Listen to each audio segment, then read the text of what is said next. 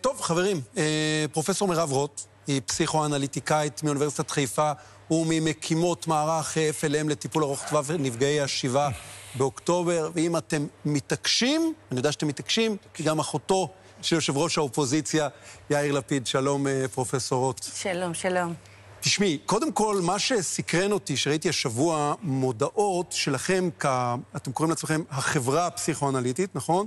ששם גם מכשירים וגם אתם מאוגדים בחברה הזאת, הפסיכואנליטיקאים, שאתם ממש פעילים כגוף מאבק, גוף מחאה, בכל מה שקשור להחזרת החטופים. זה לא דבר ברור מאליו. נכון, נכון. זו קבוצה שבדרך כלל לא פועלת במישור הציבורי.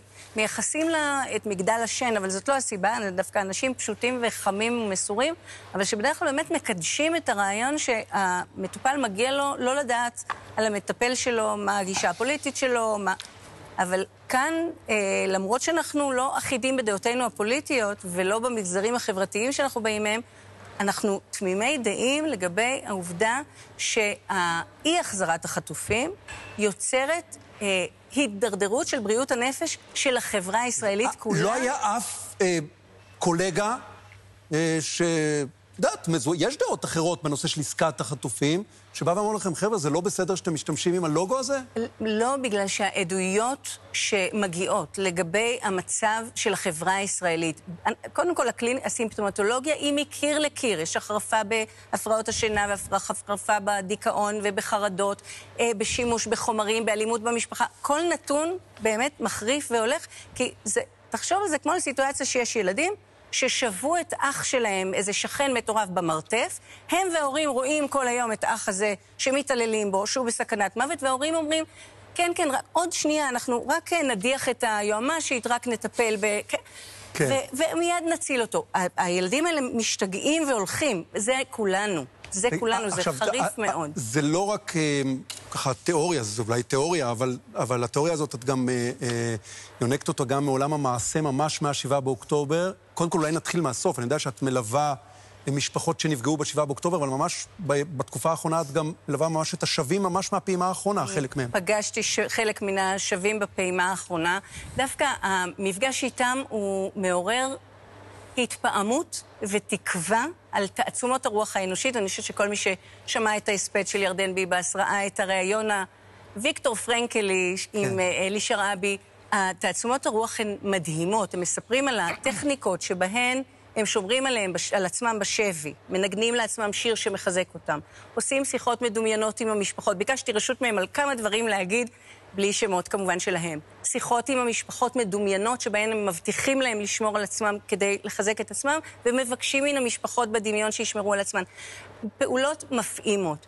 אבל בו זמנית, אנחנו בעודנו מדברים, יש אנשים שהם כרגע עסוקים בפעולות ההישרדות האלה. אתה יודע, סבא שלי נספה שבועיים לפני שחרור מחנה הריכוז מאוטהאוזן. זה איפה שאנחנו נמצאים.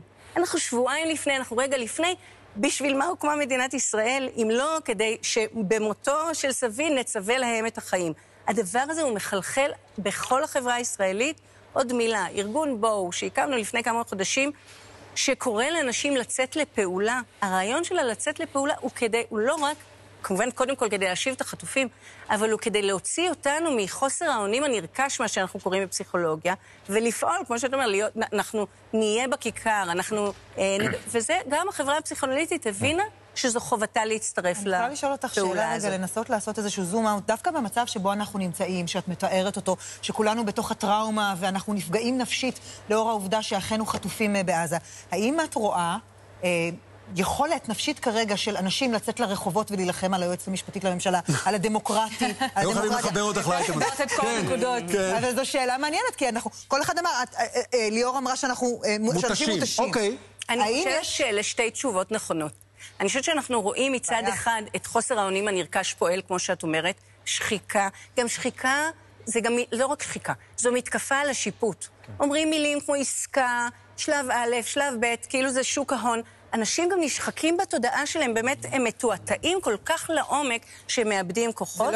אבל זה לא רק זה, זה גם דיכאון ומשתק. כן, אבל אז השאלה ברוכי, סליחה, אני רוצה לשאול פרופסור רוט רק... כולם רוצים לשאול שאלות את הפרופסור. רגע, לא קיבלתי תשובה, אבל... ומאידך, אני כן חושבת ואני רואה את זה בארגון, אני אתן לכם איזה באנקדוטה קצרצרה, הקמנו את הארגון 10 מטפלים, אנשי בריאות ובריאות הנפש, את בואו, תוך 3 חודשים היו 800 מרצים. עזבי שאלפי אנשים בארץ מזמינים את הארצות האלה, אנשים רוצים גם שיצילו אותם מן הפסיביות ומחוסר האונים, ובמובן הזה אני חושבת שקריאה נכונה... אז הנה פה השאלה שלי, ברוך לפרופסור.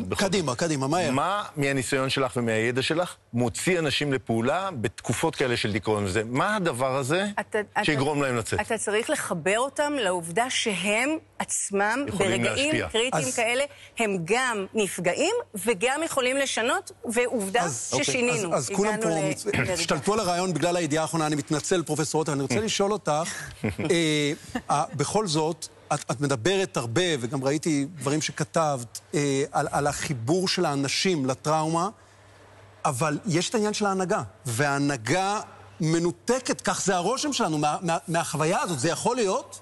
אני חושבת תחת הגילוי הנאות, כמובן, שאת אחותו של ראש האופוזיציה בשאלה הזאת, אני צריך לתת את זה. גם הוא בן אדם וגם הם בני אדם. אוקיי. והדבר הראשון שקורה לנו כבני אדם, זה שנולד תינוק, מרימים אותו בידיים, והוא לומד שהגדול שומר על הקטן והחזק שומר על החלש. כל חבר כנסת עבר את החוויה הזאת. זאת האמנה המוסרית היסודית שנצרבת לנו בגוף מתחילת חיינו. אני מקווה שכששומעים אותי, שמישהו מחברי הכנסת, והלוואי יותר ממישהו, ישאל את עצמו, האם האב הזה שלא... בהבל פה של ראש הממשלה בשבת, כל החטופים יכולים להיות בבית, אנחנו יודעים את זה. שישאל את עצמו, האם האב צריך להנחות אותי, או חוק האב הפנימי שלי, צו המצפון שלי, פדיון שבויים, ראיית האחר. אלה בני אדם, אני מקווה שנוכל להגיע גם אל האוזניים שלהם. פרופסור מירב אורט, תודה רבה. תודה לכם. הגעת לאולפן הזה וזאת להביא אותנו למחוזות הפסיכואנליזה שצריך יותר מ5 דקות אייטם, אנחנו יודעים. שעות על הספה. כמה שנים. תודה.